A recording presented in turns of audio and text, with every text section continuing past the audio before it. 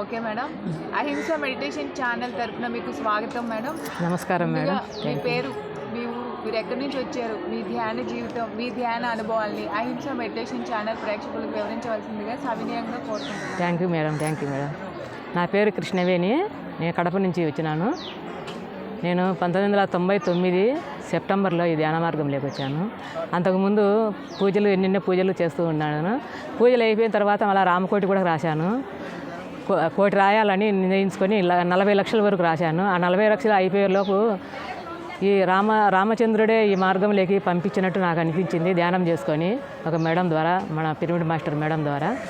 అప్పటాల నుంచి ఆ ధ్యాన మార్గంలోకి వచ్చినాను. ఆ రామకోటి మానేసి ఆ ధ్యాన మార్గంలోకి వచ్చిన తర్వాత 99లో సెప్టెంబర్ రామసుబ్బారెడ్డి సార్ వాళ్ళ ఇంటికి డైలీగా అక్కడికి వెళ్ళేవాళ్ళము. సాయంకాలం పూట 5:30 నుంచి 8:30 వరకు అక్కడ రోజు ధ్యానం చేసుకునే సాధన చేసుకునేవాళ్ళం, సత్సంగం చేసుకునేవాళ్ళం.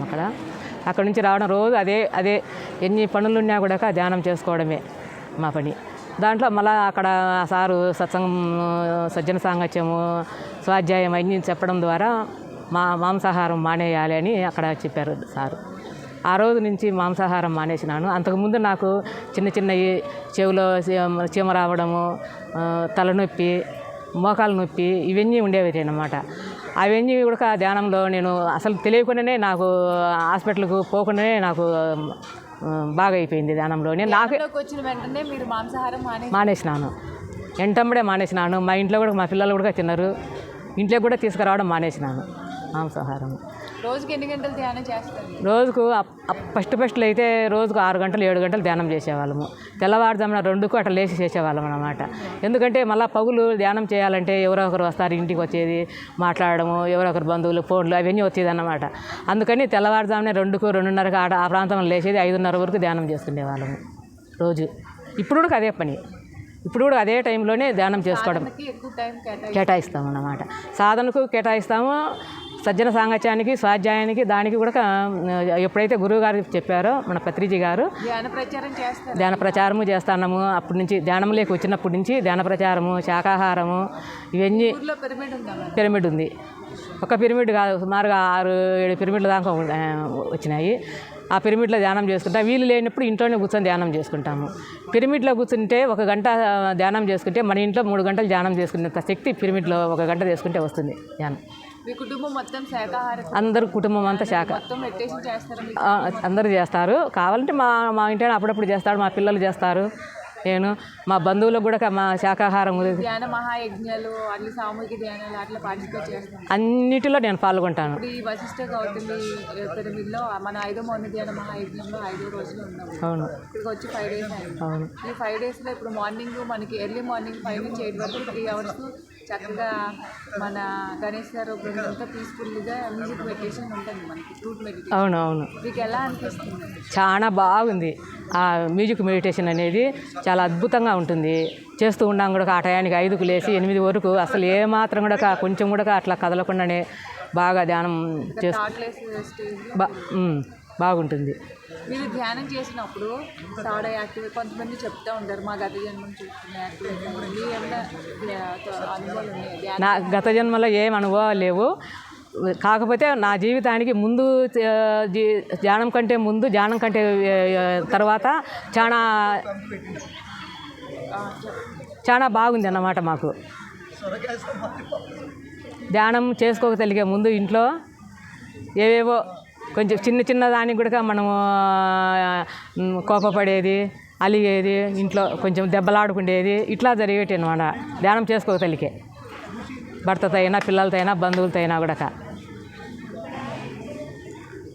ఇంట్లో ధ్యానం చేసుకోగలిగే. ఇంట్లో చిన్న ఎన్ని మనస్కొరతలు, పిల్లలతో అయినా కానీ, భర్తతో అయినా వాళ్ళు చెప్పిన మాట ఏం లేదు, మనం మంచిగా కదా చెప్పేది అనేది, ఇట్లాంటివన్నీ వచ్చేదన్నమాట. ఈ ధ్యానం చేసుకున్న తర్వాత గురువుగారు ఏం చెప్పారు, మీరు ధ్యానం చెప్పడం వరకు మీ వంతు చెప్పినారు.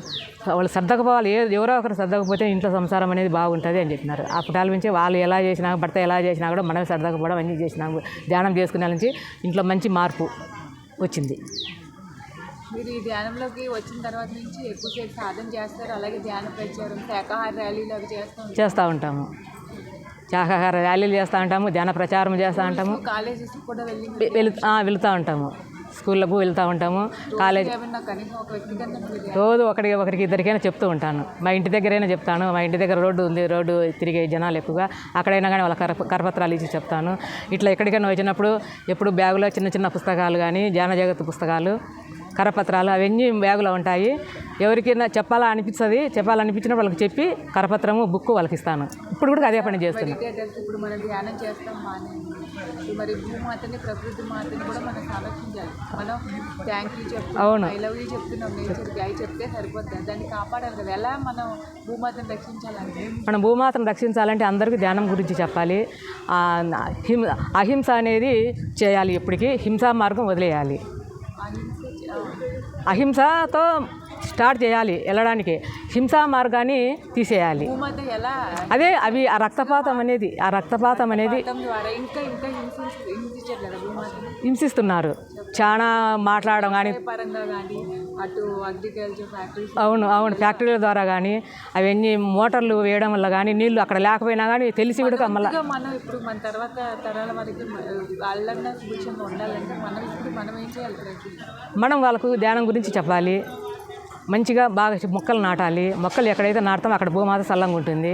అక్కడ సస్యశ్యామలంగా నీరు కూడా ఆటోమేటిక్గా ఉత్పత్తి అయిపోతాయి మొక్కలు నాటి తెగినాక. అలాంటి వాళ్ళ పిల్లలకు మనం చెప్పాలి. ఇప్పుడు ప్లాస్టిక్ వాడకూడదు. ప్లాస్టిక్ డబ్బాలు కానీ, కవర్లు కానీ ఇట్లాంటివి ఎక్కడంటే ఇక్కడ వేయకూడదు, వాడకూడదు. ఎక్కడైనా వేసినా కానీ మనమే తీసి ఒక బ్యాగులో వేసి ఎక్కడ డస్ట్బిన్లో వేయాలి. మనం చేస్తేనే కదా పిల్లలు, మన తరాల వాళ్ళు, ఇంకా వెనకలు ఉండేవాళ్ళు కానీ, పెద్దవాళ్ళు కానీ వాళ్ళు చూసి తెలుసుకుంటారు కదా. మీరు ఏమైనా బుక్స్ చదివినాను.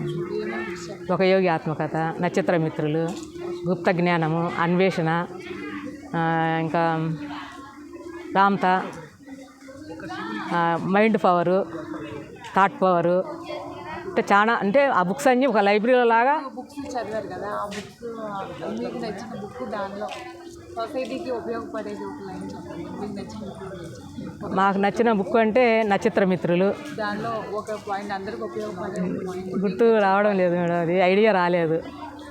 యోగి ఆత్మకథ కానీ, నక్షత్ర మిత్రులు, రామ్త కానీ, మైండ్ పవర్ కానీ, దానిలో ఒక్కొక్క బుక్ సింపుల్గా ఒక వర్డ్లో చెప్పండి. దేని గురించి ఉంటుంది? నక్షత్ర మిత్రులు దాని కొంచెం దానికి ఆధారంగా ఒక లైన్. నక్షత్ర మిత్రులు అయితే గినక మనము గోదావరిలో కానీ, గంగా నదిలో కానీ స్నానానికి పోతాం కదా. స్నానానికి పోయినప్పుడు అక్కడ మనం ఆ నదిలో కూర్చొని కాలు ఇంతవరకు మునిగేటట్టుగా చాలా సేపు అట్నే పెట్టుకుంటే దానివల్ల మనకు లాభాలు వస్తాయి అన్నమాట, నీళ్ళల్లోనే పెట్టుకుంటే. మళ్ళీ రెండోది వచ్చేసి ఇట్లా పట్టుకొని, పిడికిళ్ళు పట్టుకొని రౌండ్ తిరిగితే, మన ఆత్మ చుట్టుకారం తిరిగితేనక అది మంచిదన్నమాట. దాంట్లో ఉండే నక్షత్ర మిత్రుల్లో ఉంది. రోజు అట్లా చేస్తే బాగా మంచిదన్నమాట. మేము చేసేవాళ్ళం పౌర్ణానికి అట్లా, అమావాస్యకు ధ్యానం రాత్రులంతా పెట్టుకొని. గ్రామ దేవతలకి మొక్కులని ఇస్తారు చాలా మంది, ప్రతి గ్రామంలో కూడా అదే పరిస్థితి ఉంది. అవును. మరి మన పిరమిడ్ మాస్టర్స్ ఏం చేయాలంటే, మన పిరమిడ్ మాస్టర్ మనం పోయి వీలైనంత వరకు వాళ్ళకి చెప్పాలి, లేవద్దు అని. ఆ తల్లి రక్తం కోరలేదు. ఆ తల్లికి అందరము బిడ్డలమే. ఇది భూమాత మీద ఎన్ని జీవరాశులు అయితే ఉన్నాయో అన్ని జీవరాశులు కూడా ఆ తల్లికి మనం బిడ్డలమే. తల్లి ఎక్కడన్నా రక్తం కోరుకుంటుంది, కోరుకోదు కదా. మనం ఎందుకు చేస్తున్నాము అనేది వీలైనంత వరకు నేనైతే చెప్తూ పోతా ఉంటాను, అక్కడికి చెప్తూ ఉంటాను కూడా. అది మా ఇంట్లోనే జరిగింది ఒకసారి. మా ఇంట్లో ఇట్లే వాళ్ళు మొక్కుకున్నారు. మా ఇంట్లో ఇట్లే మేము ఒక ఆ పొట్టేలుని బలి ఇస్తాము అక్కడ, ఏదో అప్పుడు మా వారికో ఎవరికో పాము కుట్టింటే అక్కడ వాళ్ళు మొక్కున్నాడు. మేము బలి ఇస్తాము రేపు బండి గట్టి అని చెప్పి మొక్కు అంటే మళ్ళీ చాలా ఏళ్ళ తర్వాత అది ఆ ముక్కు తీర్చడానికి వీళ్ళు ప్రయత్నం చేసి నేను వద్దు అని వాదిస్తా ఉన్నాను, వద్దు చేయొద్దని. అయినా నా మాట వినలేదు. వాళ్ళు ఏడంటారు, అత్తగారు భర్త వాళ్ళు మొక్కు చెల్లిస్తేనే అంటే అది బాగుండేది. లేదంటే అమ్మవారు ఏమైనా చేస్తుందంట. అంటే ఏమీ చేయదు అమ్మవారు ఏమీ చేసేదైతే తల్లి ఎందుకు అనిపించుకుంటుంది. ఇప్పుడు ఏ తల్లి అయినా కానీ ఇప్పుడు మనమే ఉండము, ఆ బిడ్డ మనం ఏం చేయకపోతే కనుక మనం ఏమైనా ఆ బిడ్డను శాపం పెడతామా అని నేను చెప్తూ ఉండేదాన్ని. అయినా వాళ్ళు వినిపించుకోకుండా చేయాలని చెప్పి మమ్మల్ని తీసుకెళ్ళారు పల్లెకు. తీసుకుపోయి పెడితే అక్కడ బండికి అన్నీ పూజించాలని, పసుపు కుంకుమ ఎద్దులకు అన్నీ పూజించాలంటే పూజించేటప్పటికి అవి చెంగురు బుంగురు ఎగురు తన చేయి పెట్టని లేదన్నమాట. వాళ్ళు ఎట్నో ఒకట మొగదాడు అది పట్టుకొని పెట్టేసి ఆమె నన్ను పెట్టమని చెప్పినారు. పసుపు కుంకుమ పెట్టినారు, అన్నం వండినారు, పులగం అది పొట్టేళ్ళని తీసుకున్నారు, బండి మీద కూర్చోబెట్టినారు. నేను పిల్లలు అందరం కొంచెం మంది పిల్లలు కూర్చున్నాము. అది ఇంకా బండి బలవంతంగా కట్టినారు బండికి. ఆ ఎద్దుల్ని చాలా పెద్ద ఎద్దులు మావే. కట్టినారు. అవి కట్టినాల నుంచి దారిలో ఉండడం లే, అవి మళ్ళీ వాంచుతున్నారు వాళ్ళు పలకలు. వాళ్ళు తాగినారు, వాళ్ళకు తాగి ఆయన వాళ్ళు వాంచుతుంటే ఇంకా ఇంకా ఎగరడం జాచి అయిపోయింది. అట్లా ఎగురుతా కొంచెం దూరం పట్టుకొని వెళ్ళారు. వాళ్ళను కూడా దొబ్బుకొని ఆ బండి దాని అంతటికి వెళ్ళిపోయింది, ఇష్టం వచ్చినట్టు వెళ్ళిపోయింది. అప్పుడు అనుకునే గురువుగారు ఉన్నారు, అయినా నేను చెప్పినాను ఆమెదేం తప్పు లేదు, అది వాళ్ళ తప్పు ఉంది అని చెప్పి మమ్మల్ని రక్షించినాడు. ఆ గురువుగారే మమ్మల్ని రక్షించినాడు. మళ్ళీ అంత దూరం పోయిన తర్వాత అందరూ కలిసి తలా పక్కన గట్టిగా గేదెలను పట్టుకొని మమ్మల్ని దింపేసినారు. దింపేసిన తర్వాత అక్కడ తాగి ఒక అతను, ఒక 70 ఏళ్ళు అతను, అది తాగి పడిపోయినాడు. పడిపోతానే అది ఆ ఎద్దులు అతని మీద పోయి తొక్కేసి అతని ప్రాణం పోయింది. కానీ అవి దెబ్బలే, అతనే పడిపోయినాడు తాగి. అది జరిగింది. నేను చెప్తానే ఉంటాను, మీరు వద్దులంటే ఆ తాగి వాళ్ళకి సారాయి పోసి తాగి వాళ్ళు చూడు. ఇప్పుడు అది చిన్న పెద్దలో పోవాల్సింది చిన్నలోనే పోయింది. అక్కడ రాజకీయ నాయకులు వాళ్ళు, మా బావగారు, మా వారు అంతా ఏదో వీళ్ళు చేసిన పొరపాటు చేసినారని అందరు కలిసి అతనికి ఏదో కొంచెం డబ్బులు ఇచ్చి పెద్ద కేసు లేకుండా చిన్న కేసు ఊరికే కొట్టేసి అతనికి డబ్బు ఇచ్చి పంపించేసినారు. మళ్ళీ మమ్మల్ని మీరు ఇక్కడ వద్దు, మీరు వెళ్ళిపోండి, మేము ఏదైనా చూసుకుంటామని మా బావగారు అక్కడ వాళ్ళు ఉండి, అక్కడ రాజకీయ నాయకులు మా బావకు తెలిసిన వాళ్ళు మమ్మల్ని పంపించేసినారు కడపకు. పంపించిన తర్వాత మళ్ళీ వాళ్ళు సాల్వ్ చేసుకున్నారు. నాకు అది పెద్ద ఇది. ఓకే మేడం, ఇప్పుడు కొత్తగా ధ్యానంలోకి వచ్చే వాళ్ళకి, చిన్నపిల్లలకు కానివ్వండి, ఇప్పుడు నేటి సమాజానికి మీరు ఏం మెసేజ్ ఇవ్వాలనుకుంటున్నారు? ఇప్పుడు వచ్చే పిల్లలకి వాళ్ళకు మంచిగా వాళ్ళకు ధ్యానం గురించి వాళ్ళు కూర్చొని మనం కూడా వాళ్ళతో పాటు కూర్చొని ధ్యానం చేయనైనా 2 నిమిషాలు ధ్యానం చేయనా, 3 నిమిషాలు 5 నిమిషాలు ధ్యానం చేయనా అని మనం వాళ్ళని కూర్చోబెట్టి ధ్యానం చెప్తే వాళ్ళు తప్పకుండా వింటారండి. మనమేమో పని చేసుకుంటూ నువ్వు ధ్యానం చేయరా, మనమేమో టీవీ చూస్తాము మీరు ధ్యానం చేయరంటే వాళ్ళు చేయరు.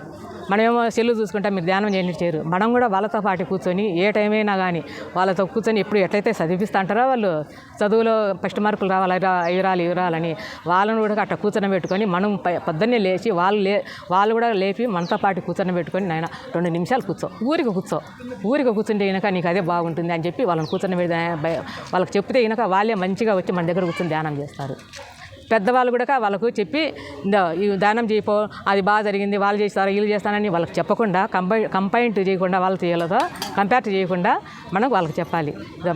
మీరు కూడా ధ్యానం చేయండి, మంచిదే కదా. ఒకవేళ మంచి జరగకపోయినా కానీ మంచిదే కదా. తపస్సులు వాళ్ళు ఋషులు వాళ్ళు చేస్తున్నారు కదా తపస్సు, అప్పుడు వాళ్ళు తపస్సు అంటారు, ఇప్పుడు మనం ధ్యానం అంటున్నాం.